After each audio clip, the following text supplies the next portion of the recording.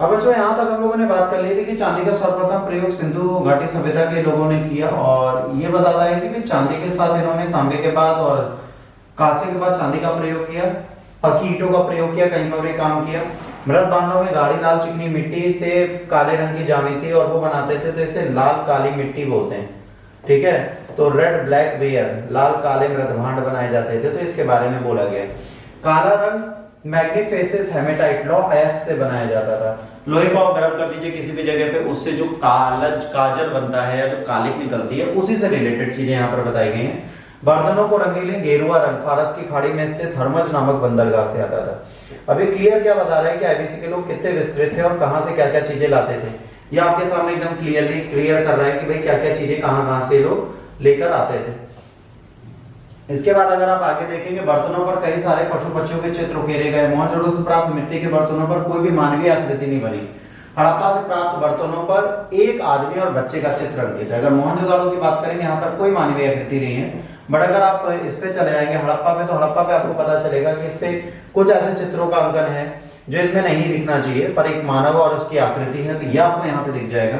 इसके बाद अगर आप आगे जाएंगे तो यहाँ पर ये दिखेगा कि मोहनजोदाड़ो में बुने हुए सूती कपड़ों का टुकड़ा मिला है, तो ये क्लियर करता है कि यहाँ पर सूती कपड़ों का प्रयोग किया जाता था, प्रॉपर पैटर्न में बनाया जाता था, उसके बारे में बताता है। मूर्ति कला अति विशिष्ट थी, धातुओं की मूर्तियां पाई गई। प्रस्तर मूर्तियों में पुरोहित की मूर्ति सर्वोत्कृष्ट है। अगर आप देखेंगे पुरोहित का जो हेड मिला है वो सर्वोत्कृष्ट है। सर्वाधिक कपास का उत्पन्न का श्रेय सिंधु को जाता है, इसे यूनानी से क्या बोलते थे, सिंडोन बोलते थे या सिंडन बोलते थे। ये क्लियर आइडेंटिफिकेशन देता है कि ये किस सभ्यता और कैसे थे, तो इन्हें सिंडोन बोला जाता था। ठीक है, और इसके बाद पशुपालन थे। हड़प्पा की सभ्यता की बात करेंगे तो ये लोग बैल भेड़ बकरी सुअर आदि पालते थे। कुबड़ वाला बैल जो था संस्कृति का विशेष महत्व रखता है। घोड़ा का अस्तित्व यहाँ पर नहीं था। मोहनजोदाड़ो और लोथल में संदिग्ध मूर्तिकाएं मिली और सुरकोटदा में आपको एक साक्ष्य मिला है हड्डियों का, जिससे लगता है कि यहाँ पर घोड़े पाए जाते थे, परंतु इसका कोई विशेष प्रयोजन नहीं दिखता, तो इसके बारे में कुछ नहीं मिलता। इतना स्पष्ट है कि हड़प्पा काल में घोड़े का प्रयोग का आम प्रचलन नहीं था, इसलिए इसे नहीं देखते थे। हाँ, गुजरात के निवासी हाथी पालते थे, इसके साक्ष्य हमें अवश्य मिले। अगर आप गुजरात में जाएंगे तो वहां के निवासियों के पास हाथी पालने के साक्ष्य मिले हैं, जो यहाँ के लिए एक विशिष्ट प्रयोजन आपका दिखाता है। शिल्प और तकनीकी की बात करेंगे, सेंधा लोग पत्थर से अनेक प्रकार के औजार बनाते थे। तांबे मिलाकर कांसा तैयार किया जाता था, परंतु कांसे के औजार बहुतायत नहीं मिले। अगर बात करें कांसा धातु तो बनाया, पर कांसे के इन्होंने कोई भी औजार यहाँ पर सृजित नहीं किए, तो ये चीजें यहाँ पर दिखती हैं। तांबा राजस्थान के खेतड़ी, तीन अफगानिस्तान से, सोना चांदी अफगानिस्तान से, रत्न दक्षिण भारत से मंगाए जाते थे। इस काल में कुम्हार का चाक का प्रचलन था, तो इसीलिए कुम्हार के चाक से बने बर्तन बहुत मिलते हैं। मोहनजोदाड़ो के किसी भी बर्तन पर लेख नहीं मिलता, परंतु हड़प्पा के बर्तनों पर लेख मिलता है। ये कभी भी पूछा जाएगा तो डिफरेंशिएशन है, छोटे एग्जाम्स पूछ सकते हैं, तो आपको पता होना चाहिए। व्यापार की बात करेंगे तो सिंधु सभ्यता के लोगों के जीवन में व्यापार का बड़ा महत्व था। हड़प्पाई लोग व्यापार में आदान प्रदान वस्तु विनिमय द्वारा करते थे। तौल की इकाई 16 के अनुपात में चलती थी, 16 64 है, इसी तरह मल्टीप्लाई करते जाइए। सुमेरियन लेखों से ज्ञात होता है उन्हें नगरों में व्यापारी मेहरुआ व्यापारियों के साथ वस्तु विनिमय करते थे। लोथल से फारस की मुद्राएं मिली जो दिखाती है विदेशी विनिमय होता था। सेलखड़ी के बाट सबसे अधिक संख्या में मिले हैं। बाटों में द्विआधारी पद्धति मिलती है। द्विआधारी पद्धति का मतलब होता है जैसे 2 हो गया, फिर 8 हो गया, फिर 2 4 8 16 इस तरीके से, और 2.5 भी मिलेगा, इस तरीके की चीजें मिलती हैं। और एक दशमलव प्रणाली को बहुत अच्छे से प्रयुक्त करते थे। वे चक्रों के उपयोग से परिचित थे। तो ये क्या होता था कि पहिए बनाते थे, और 4 और 2 पहिए की गाड़ी यहाँ पर मिली है। अब प्राप्त आता है कि भाई कहाँ से क्या ये पाते थे, तो देखिए टिन ईरान से लाते थे, तांबा खेतड़ी से लाते थे, चांदी ईरान से लाते थे, सोना अफगानिस्तान से, लाजवत बदखान अफगानिस्तान और या मेसोपोटामिया से लाते थे, फिरोजा ईरान से लाते थे, शीशा ईरान राजस्थान अफगानिस्तान दक्षिण भारत से लाते थे, शिलाजीत हिमालयन रेंजेस से लाते थे। तो ये सारी चीजें आपके समक्ष दिखती रहेंगी। इसके बाद नीला रत्न होता था जो अफगानिस्तान के बदख्वाशा से आता था। शंख और कौड़ियां सौराष्ट्र से आती थी। हरित मणि दक्षिण भारत से आती थी। शेरघड़ी बलूचिस्तान राजस्थान और गुजरात से आती थी। ये जो टेबल है ये आपके एग्जाम में पूछा जाता है, इसको इसी तरह आपको याद रखना पड़ेगा। हड़प्पा में नगरीय उत्तर अवस्था कैसी थी? उत्तर हड़प्पा काल में ग्रामीण सभ्यता और सांपाषाणिक सभ्यता आ गई। हड़प्पा काल के लोग है ना काला घूसर उपदार बृहदभांड का प्रयोग करते थे। इसके आगे अगर आप देखेंगे तो इसके परिवर्ती चरणों में 2000 से 1700 के बीच में किसी समय हड़प्पा कालीन सभ्यता का स्वतंत्र अस्तित्व धीरे धीरे विलुप्त हो गया। अब कहा जाता है भाई इनका पतन क्यों हुआ, इसके क्या कारण थे?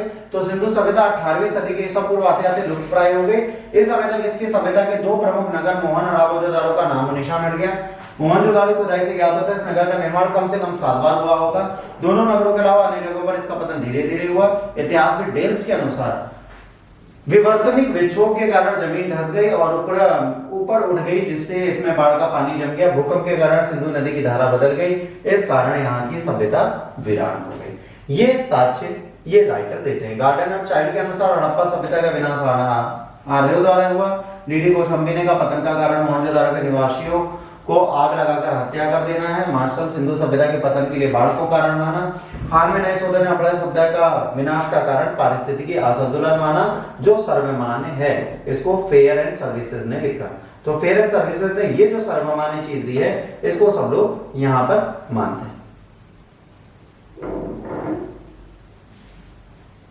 इसके बाद हमारी अगली सभ्यता स्टार्ट होगी वैदिक सभ्यता। वैदिक सभ्यता की बात करेंगे पूर्व वैदिक काल में प्रारंभ हुई। इस सभ्यता की संपूर्ण जानकारी वेदों से मिलती है, इसलिए इस काल को हम वैदिक काल के नाम से जानते हैं। इसके संस्थापक आर्य थे। आर्य कहां से आए, इसका क्या समूह है? आर्य जातियों का एक समूह था यूरोपियन से, वहां से इनका था।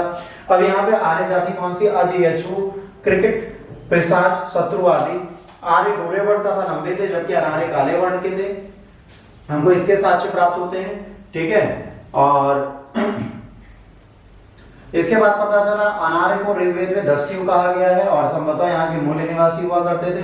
लोग आर्य बनने के लिए विश्वामित्र ने गायत्री मंत्र की लोगों को आर्य बनाने के लिए विश्वामित्र ने गायत्री मंत्र की रचना की थी। अब ये इतिहासकार लिख देते पर वास्तव में ऐसा कुछ नहीं। गायत्री मंत्र आर्य नहीं बनाती है, आपको रीति रिवाजों को सिखाती है। ऋग्वेद भारतीय यूरोपीय भाषाओं का सबसे पुराना ग्रंथ है। इसमें अग्नि, नृत्य, वरुण आदि देवताओं की स्तुतियां संग्रहित है। ऋग्वेद की अनेक बातें अवेस्ता में मिलती है। अवेस्ता ईरानी भाषा का प्राचीनतम ग्रंथ है।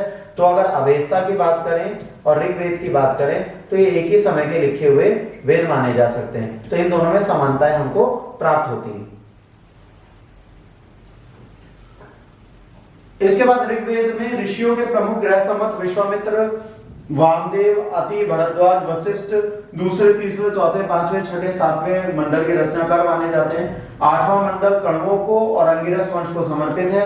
प्रथम मंडल में 50 सूक्त कण्व वंश के ऋषियों से निर्मित है। ऋग्वेद का 9वां मंडल सोमदेवता को समर्पित है। प्रथम 8वां मंडल अंत में जोड़ा गया। तो ये कहा जा सकता है कि 2 से 7 मंडल प्राचीन है। पहला, 8वां, 9वां, 10वां नवीन मंडल है। 10वें मंडल में पुरुषोक्त, 9वें में सोमरस की बात की गई है। इराक के कस्सी और मितानी अभिलेख जिसका 1600 ईसा पूर्व 1400 ईसा पूर्व है, उसमें आर्यों के नामों का उल्लेख मिलता है। तो ये कहा जा सकता है जब हमारे सिंधु घाटी सभ्यता चल रही थी तो आर्यों का कहीं ना कहीं प्रचलन और चलन था। इसके बारे में आपको सारी चीजें मिलती है। भारत में आगमन, आर्यों का आगमन 1500 ईस्वी के कुछ पहले हुआ। उनके आगमन का कोई स्पष्ट पुरातात्विक सोच प्रमाण नहीं मिलता। अधिकांश विद्वानों का मत है आर्य मूल रूप से मध्य एशिया के निवासी थे। पश्चिमोत्तर भारत में हथियारों से निष्कर्ष निकाला जाता है आरंभिक आर्यों का निवास पूर्वी अफगानिस्तान, पंजाब तथा पश्चिम उत्तर प्रदेश के सीमावर्ती भागों में था। आर्यों के मूल निवास के संदर्भ में विभिन्न विद्वानों को विभिन्न प्रकार के मत हैं। जैसे अलग अलग राइटर अलग अलग बातें कहते हैं आपसे। अब यहाँ पे क्या कहा जाता है, जैसे आप विद्वानों की बात करें और उनके शब्दों की बात करें तो मैक्स मूलर कहते हैं मध्य एशिया से आते, बाल गंगाधर तिलक कहते हैं उत्तरी ध्रुव से आए थे, डॉक्टर अविनाश चंद्र दास कहते हैं सबसेंधव से आते, गंगानाथ झाला कहते हैं ब्राह्मणसी प्रदेश से आए थे। इसके बाद प्रोफेसर गार्डन चाइल्ड बोलते हैं दक्षिण रूस से आए थे। इसके बाद गाइस महोदय बोलते हैं हंगरी से आए थे। ठीक है, सर प्रोफेसर पेंका बोलते हैं जर्मनी से आए थे। दयानंद सरस्वती बोलते हैं तिब्बत से आए थे। तो देखिए हर एक लेखक अपनी अपनी जगह अलग अलग तरीके से बात कर रहा है। अब ये नहीं पता कहां से आए थे, पर ये कहा जा सकता है सेंट्रल एशिया में यूराल पर्वत के पास से आए थे। भौगोलिक स्थिति, अगर आर्यों के निवास की बात करें तो सप्त सैंधव रीजन का सबसे ज्यादा प्रयोग किया है। सिंधु नदी का वर्णन कई बार आया है, जिससे हमें पता चलता है कि ऋग्वैदिक काल के लोग यहीं रहते थे। ऋग्वेद में एक बार यमुना और 3 बार गंगा का, एक बार ये गंगा और 3 बार यमुना का जिक्र आया है, जिससे बताया गया है कि यहाँ पर इन लोगों को ज्ञान था इन नदियों का, पर यहाँ पर वो रहते नहीं थे। अब ये बात करी जाए कि भाई यहाँ पर क्या क्या था, तो यहाँ पर प्रमुख नदियों की अगर बात की जाए तो 25 नदियों का जिक्र मिलता है, पर इसमें कुंभा, कुर्मू, गोमती, गोमन, सुवस्ती, सिंधु, ठीक है, और अस्कनी, परुष्णी, विपाशा, सुत्रुदी, सरस्वती, है ना, इन सारी नदियों का पूरा जिक्र मिलता है।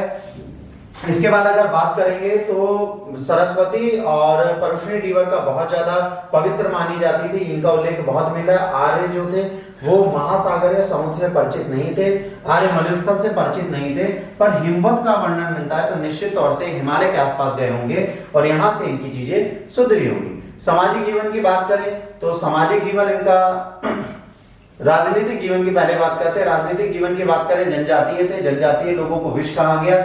जनजातियों का नेता राजा होता था, राजा चुना होता था, वंशानुगत नहीं था, बाद में वंशानुगत हुआ।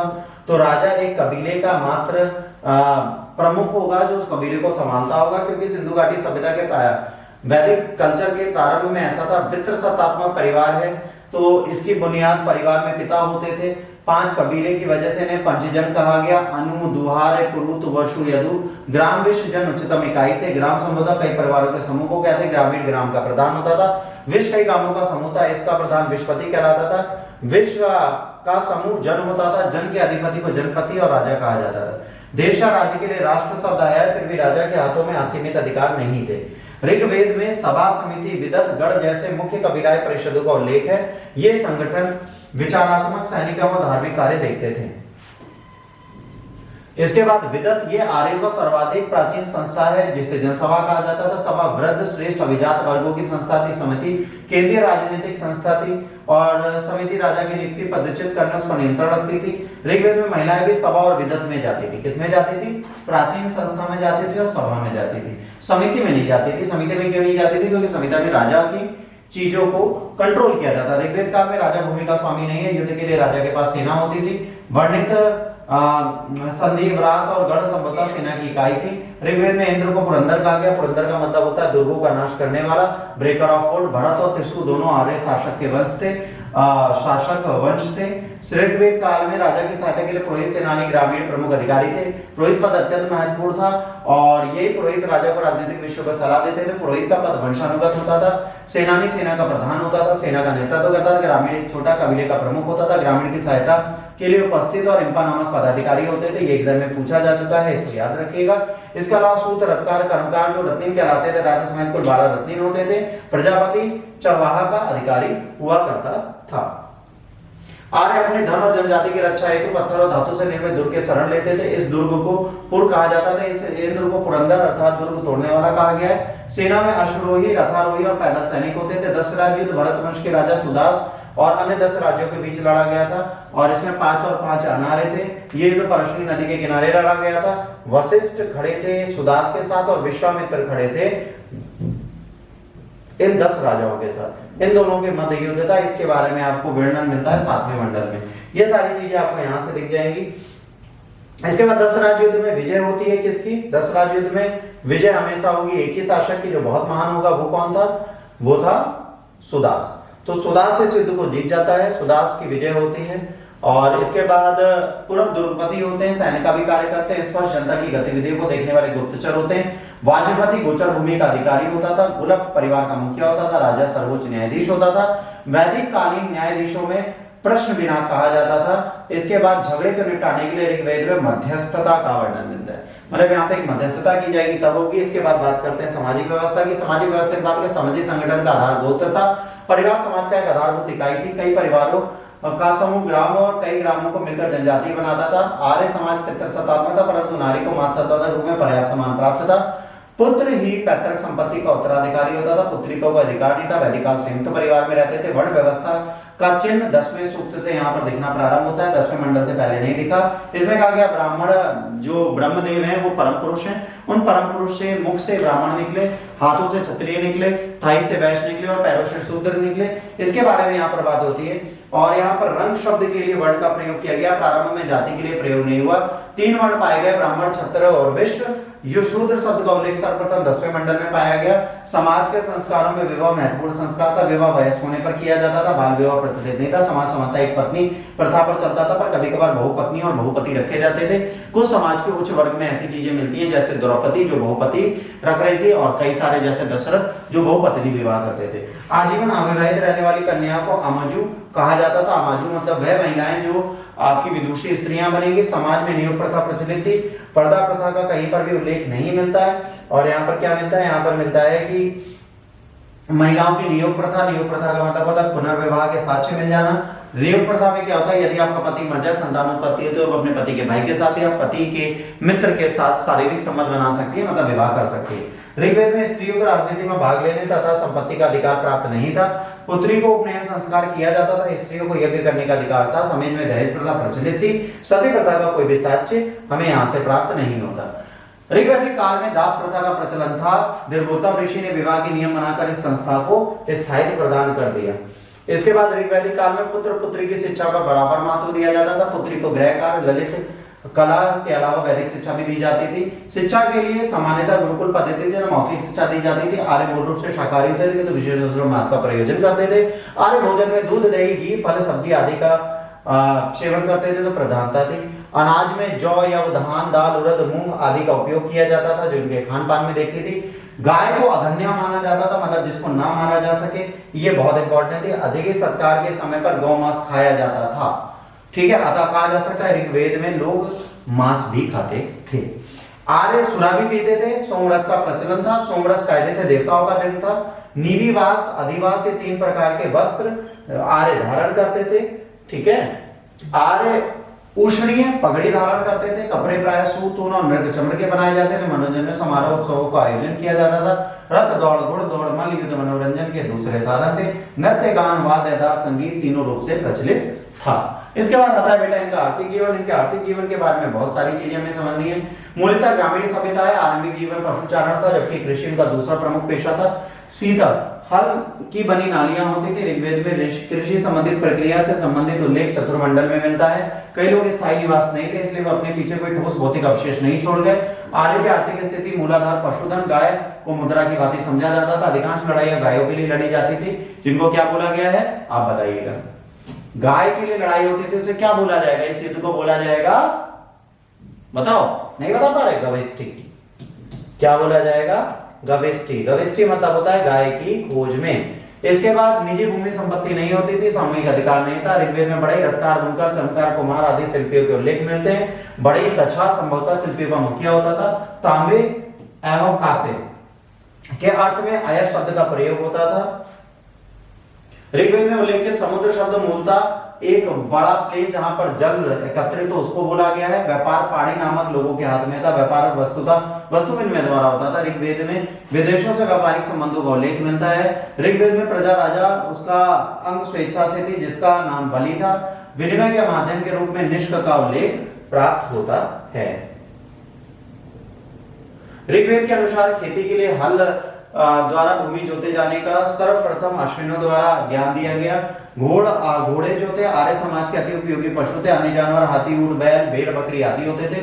ऋग्वेद में एक अनाज अर्थात यव का उल्लेख हुआ है। सांस्कृतिक स्थिति की बात करें, ईश्वरवादी थे अथवा आस्तिक थे। आर्य एक ईश्वरवादी थे, लेकिन ऋग्वेद में बहुदेववाद, एकात्मवाद, एकदर्श तीनों के प्रमाण मिलते हैं। ऋग्वेद में अनेक देवताओं का अस्तित्व माना जाता है। देवकुल में देवियों की नगण्यता थी। सभी देवता प्राकृतिक शक्तियों के प्रतीक थे। प्रकृति के प्रतिनिधित्व में आर्य को 3 श्रेणियों में बांटा गया। आकाश के देवता, अंतरिक्ष के देवता, पृथ्वी के देवता। ये यहीं से याद करने वाला है, रट्टाफिकेशन है आपका, इसको यहीं से याद कर लीजिएगा। आकाश में सूर्य, वरुण, मित्र, पूषण, विष्णु, सवित्र, आदित्य, उषा, अश्वनी आते हैं। अंतरिक्ष में इंद्र, रुद्र, मरुत, वायु, पाजन आते हैं। पृथ्वी में अग्नि, सोम, पृथ्वी, बृहस्पति और सरस्वती आते हैं। ये सारे देवता थे। सबसे महत्वपूर्ण देवता इंद्र था। इंद्र को वर्षा का देवता माना जाता है। इसके बाद दूसरे प्रमुख देवता अग्नि थे। किम अग्नि के नाम पर बहुत सारी चीजें थी। मध्यस्थ देवता मनुष्य के बीच में। तीसरे वरुण थे, जल निधि का प्रतिनिधित्व करते थे, प्राकृतिक घटनाओं के संयोजक माने जाते थे। सोम के देवता माने जाते थे। ऋग्वेद में नवा मंडल इन्हीं को दिया गया है। मारुत जो थे वो आंधी तूफान के देवता थे। पर्जन्य जो थे वो वर्षा के देवता थे।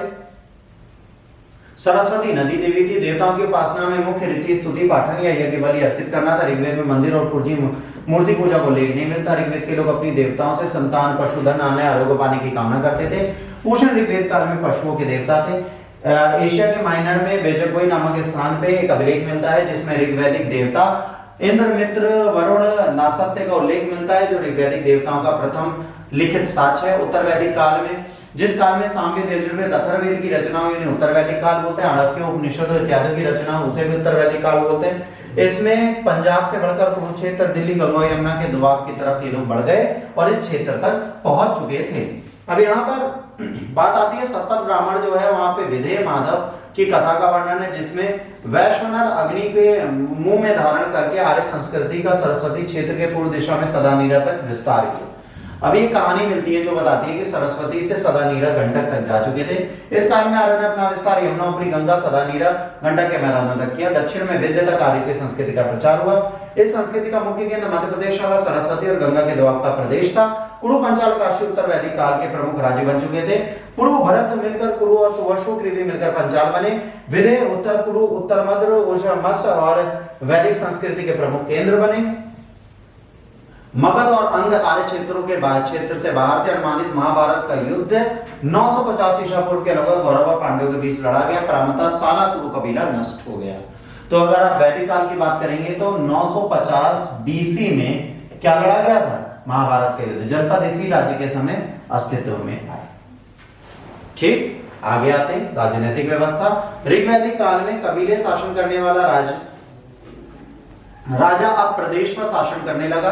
राष्ट्र शब्द जैसे प्रदेश का सूचक था पहली बार इस काल में प्रकट हुआ। उत्तर वैदिक काल में पंचाल सर्वाधिक विकसित राज्य बने। उत्तर वैदिक काल में राजतंत्र शासन का आधार था, पर कहीं कहीं पर गणराज्यों के उदाहरण भी प्राप्त होते हैं। राजा का वंशानुगत हो गया, लेकिन प्रजा की अनुमति आवश्यक थी। राजा पर धर्म का कठोर नियंत्रण था, अर्थात वह निरंकुश नहीं था। सभाओं समिति इस समय राजा की निरंकुशता पर रोक लगाती थी। ऐत्रेय ब्राह्मण ने राजा को देवी उत्पत्ति के सिद्धांत का विवरण मिलता है, जिससे राजा को ज्यादा शक्ति मिलती है। उत्तर में राजा को सम्राट, पश्चिम में उत्तर वैदिक काल में राजा को पूर्व में सम्राट, पश्चिम में स्वराट, उत्तर में विराट, दक्षिण में भोज तथा मध्य देश में राजा कहा जाता था। यजुर्वेद में राज्य उच्च पदाधिकारी को रत्निन कहा जाता था। ये राज परिषद के सदस्य थे।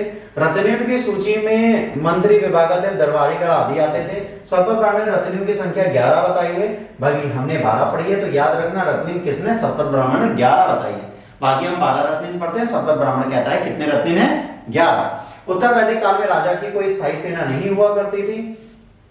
उत्तर वैदिक काल में नियमित करों की व्यवस्था स्थापित हुई। अथर्ववेद के अनुसार राजा आय का 16वां भाग लेता था। ऋग्वैदिक काल में एक स्वेच्छाकारी कर, जबकि उत्तर वैदिक काल में एक नियमित कर हो गया।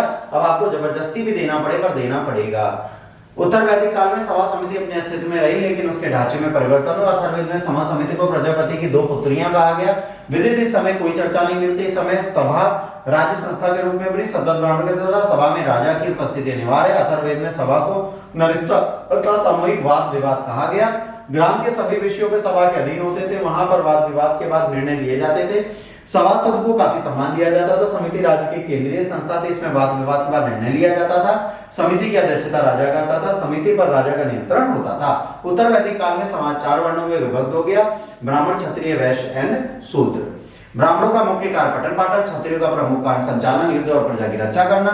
वैश्यों का सर्वाधिक उपयोग ऋग्वेद के पुरुष सूक्त में मिलता है। मुख्य कार्य कृषि और पशुपालन। शूद्रों का तीनों वर्णों ब्राह्मण, क्षत्रिय, वैश्य, शूद्र की सेवा करना।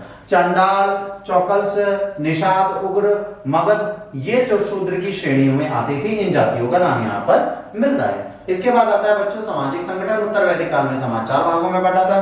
इसको कर्म पर आधारित, नाव पर जन्म पर आधारित हो चुकी थी। ऐत्रेय ब्राह्मण में 4 वर्णों और कर्तव्य का उल्लेख मिलता है। उत्तर वैदिक काल में केवल वैश्य ही कर चुकाते थे। ब्राह्मण, क्षत्रिय, वैश्य इन तीनों को द्विज कहा जाता था। उपनयन संस्कार के अधिकारी थे। चौथे वर्ण उपनयन संस्कार नहीं करा सकते थे। शिल्पियों में रथकार को यज्ञोपवीत पहनने का अधिकार प्राप्त था। यज्ञोपवीत मतलब होता है जनेऊ, जो सफेद कलर का हम लोग पहनते हैं। उत्तर वैदिक काल में गोत्र प्रथा स्थापित हो चुकी थी। उत्तर वैदिक काल के ग्रंथों में ओदन का प्रयोग हर जगह मिलता है, यथा क्षीरोदी, खीर, घृतोदन, ब्रह्मोमोदन, मुदकोदन और मासोदन। ये सारे खाने के प्रकार थे। अपू गेहूं या जौ के आटे को घी के साथ मिला के पकाया जाता था। पेय पदार्थों में सोमरस सबसे उत्कृष्ट माना जाता था। मांस भी खाया जा सकता था। जनसंख्या वृद्धि के कारण इस काल में बड़े बड़े ग्राम और नगरों का उदय हुआ। हस्तिनापुर और कौशाम्बी इस काल के आदि पद्धति नगर थे। गृह निर्माण में कच्ची पक्की दोनों प्रकार की ईंटों का प्रयोग होता था। मिट्टी और लकड़ी का प्रयोग किया जाता था। गृह बनाने के उपनयन संस्कार के पश्चात बालक को गुरु के समाज भेज दिया जाता था। यहाँ पर उम्र है सबकी: ब्राह्मण 7 साल, क्षत्रिय 9 साल और वैश्य 11 साल में उपनयन संस्कार कराएगा। शिक्षा प्राप्त करने के बाद दक्षिणा दी जाती थी। विद्यार्थी विभिन्न वैदिक शाखाओं की शिक्षा दी जाती थी। शिक्षा भी मौखिक ही दी जाती थी। अथर्ववेद में पुत्री के जन्म पर दुख प्रकट किया गया। अत्रि ब्राह्मण पुत्री को कृपण यति निपत्री कहा गया है। ऋग्वैदिक काल की अपेक्षा में इस काल में स्त्रियों की स्थिति जो थी वो कंपैरिजन खराब हुई। स्त्रियों उपनयन संस्कार से वंचित हो गई। विवाह के अलावा उनके सभी संस्कार और वैदिक मंत्र उनके बिना संपन्न किए जाते थे। हालांकि पत्नी के रूप में उसे सम्मान प्राप्त था, क्योंकि कई स्थानों पर उसे अर्धांगिनी की संख्या दी गई थी। स्त्रियों को नृत्य, संगीत, वाद्य यंत्र, ललित कलाओं आदि की शिक्षा दी गई। अथर्ववेद के अनुसार स्त्रियां यज्ञ में भाग लेती थी। इस काल में विदुषी स्त्रियों में उमार्गी, मैत्री आदि का उल्लेख मिलता है। कहीं पर वे स्त्री शिक्षिकाओं का भी वर्णन मिलता है। स्त्रियां सामाजिक कार्यों में हाथ बढ़ाती थी। सूत्र, ऊन, कटाई बुनाई स्त्रियां संपन्न करती थी। इसके बावजूद स्त्रियों को सभा में प्रवेश निषिद्ध हो गया। उत्तर वैदिक काल में बाल विवाह का वर्णन नहीं मिलता। प्रायः सजातीय विवाह की परंपरा थी, लेकिन कई कई अंतरजातीय विवाह का उल्लेख भी प्राप्त होता है। समाज में बहुविवाह का प्रचलन था। मैत्रेय, कात्यायनी, याज्ञवल्क्य ऋषि की 2 पत्नियां थी। एक पतित्व का नियम समाज में प्रधान था। प्रथा प्रथा, सती प्रथा का प्रचलन नहीं था, जबकि दहेज प्रथा प्रचलित थी। उत्तर वैदिक काल में स्त्रियों को पैतृक संपत्ति का अधिकार था। उत्तर वैदिक काल में स्त्रियों का सभा में प्रवेश वर्जित था। अब आता है इनका आर्थिक जीवन। इस काल में मुख्य व्यवसाय कृषि था। सतपथ ब्राह्मण में कृषि को चारों क्रियाओं जुताई, बुआई, कटाई और गड़ाई का उल्लेख मिला। याद रखिए, वैदिक काल की बात करते हैं वहां पशुपालन प्रमुख व्यवसाय है। उत्तर वैदिक काल में कृषि प्रमुख व्यवसाय हो गया। आर्य खाद को पूरी तरह परिचित थे। वे खाद को शाकृत या करीब कहते थे। भूमि पर व्यक्तिगत अधिकार की भावना धीरे धीरे मजबूत होती जा रही थी। कृषि भूमि पर अलग अलग व्यक्तियों के व्यक्तिगत संपत्ति मानी गई है। फसल वर्ष में 2 बार उगाई जाती थी। इस काल में मुख्य फसल धान और गेहूं हो गई। इस समय गाय समाज का मुख्य पशुधन थी। गाय के साथ भैंस, घोड़ा, ऊंट, हाथी सब पाले जाने लगे। उत्तर वैदिक काल के लोग 4 प्रकार के बर्तन से परिचित थे। काले लाल मृदभांड, काले रंग के मृदभांड, चित्रित भूषण मृदभांड, लाल मृदभांड। उत्तर काल के लोग लाल मृदभांड सबसे अधिक प्रचलित था। चित्रित भूषण मृदभांड इस युग की विशेषता है। उद्योग, कृषि के अतिरिक्त विभिन्न प्रकार के शिल्पियों का उदय हुआ और अर्थव्यवस्था बढ़ी। सतपथ ब्राह्मण महाजनी प्रथा का पहली बार जिक्र करता है। महाजनी मतलब व्यापारी प्रथा। सूद को और कुशीदिन भी कहा गया है। स्वर्ण और लोहे के अतिरिक्त इस युग में टीन, तांबा, सीसा आदि धातुओं का प्रारंभ हो चुका था। व्यापार उत्तर वैदिक काल में मुद्रा का प्रारंभ हो गया। निष्क, शतमन, पाद, कृष्ण, माप की विभिन्न इकाइयां आ गई। निष्क जो ऋग्वैदिक काल में आभूषण था, अब एक मुद्रा मानी जाने लगी। बाट की मूलभूत इकाई समोटा कृष्ण थी। रक्तिका बाट सबसे अधिक प्रचलित इकाई थी। शतमान समता चांदी की मुद्रा थी। अथर्ववेद में चांदी का उल्लेख मिलता है। आर्य सबसे पहले तांबे से परिचित हुए, लेकिन उत्तर वैदिक काल में तांबे और कांसे के साथ साथ लोहे से भी परिचित हुए। गांधार प्रदेश में आसपास लोहे का प्रयोग होने लगा। उत्तर वैदिक काल के ग्रंथों में लोहे को श्यामयस्क या कृष्णयस्क कहा गया है। इस समय व्यापार वस्तु विनिमय द्वारा होता था। इस काल में गाही व्यापार का माध्यम था, परंतु क्रय विक्रय के अन्य साधन भी थे। कृष्ण या रक्तिका गुंजा तौल की धातु थी। इसकी तौल 1 रत्ती थी। तैत्तिरीय ब्राह्मण वात्स्य संधिना ने भिषक चिकित्सक का भी उल्लेख मिलता है। अथर्ववेद में शल्य चिकित्सा का कार्य मिलता है। क्षय रोग, कोढ़, पागलपन, गठिया, नेत्र रोग, नासूर आदि के रोगों से लोग अवगत थे तथा इसका इलाज कराते रहते थे। इससे विश्वास हो जाता है कि सम्राट को देव शक्ति मिल गई थी। इसमें सोम किया जा सकता था और एक के दौरान राजा रत्नियों के घर जाता था। अश्वमेध यज्ञ इसलिए किया जाता था, इसमें घोड़ा छोड़ दिया जाता था और किसी प्रतिरोध के बिना उसे पकड़ा जाता था। इसके बाद वाजपेयी यज्ञ होता था। वाजपेयी यज्ञ में घोड़ों की दौड़ होती थी जिसमें राजा जीतता था। यहाँ रत्न बहुत इंपॉर्टेंट है, क्योंकि ये क्या है, पहला यज्ञ है जिसमें इनका क्या होगा, सिंहासनारूढ़ होंगे। दूसरा इनकी महत्ता दिखाता है और तीसरा इनको अपने ही साम्राज्य में सर्वश्रेष्ठ दिखाता है। उत्तर वैदिक काल में प्रजापति जो देवकुल सृष्टि करता थे सर्वोच्च स्थान प्राप्त हो गया। देवताओं पशुओं के लिए रुद्र एक महत्वपूर्ण देवता बन गए। उत्तर वैदिक काल में इनकी पूजा शिव के रूप में करी। पूषण शूद्रों के देवता के रूप में प्रचलित हो गए। अथर्ववेद में परिचित को मृत्यु रूप का देवता बनाया गया। उत्तर वैदिक काल में मूर्ति पूजा आरंभ होने लगी। इसके कुछ आभास मिलते हैं। श्राद्ध की प्रथा सर्वप्रथम दत्त्रेय ऋषि के बेटे निमि ने चलाई। जो श्राद्ध आचरण करते हैं वो चलाने का कार्य किसने किया था, निमि ने कराया था। निमि दत्त्रेय ऋषि के पुत्र थे। कर्मकांडी प्रथा के कारण पुरोहितों की संख्या में वृद्धि हो गई। होत्र, उद्गात, अथर्वयु, ब्रह्मा प्रत्येक अनेक सहकारी हो गए। जादू टोना भूत प्रेत में लोगों का विश्वास बढ़ गया।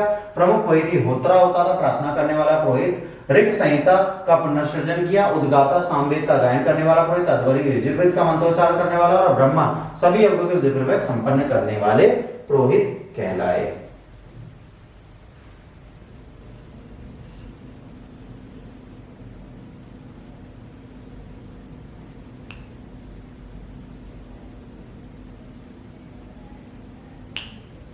इसके साथ बेटा हमारा वैदिक कल्चर खत्म हो जाएगा। अब जैन और बौद्ध हम अगले लेक्चर में चलेंगे।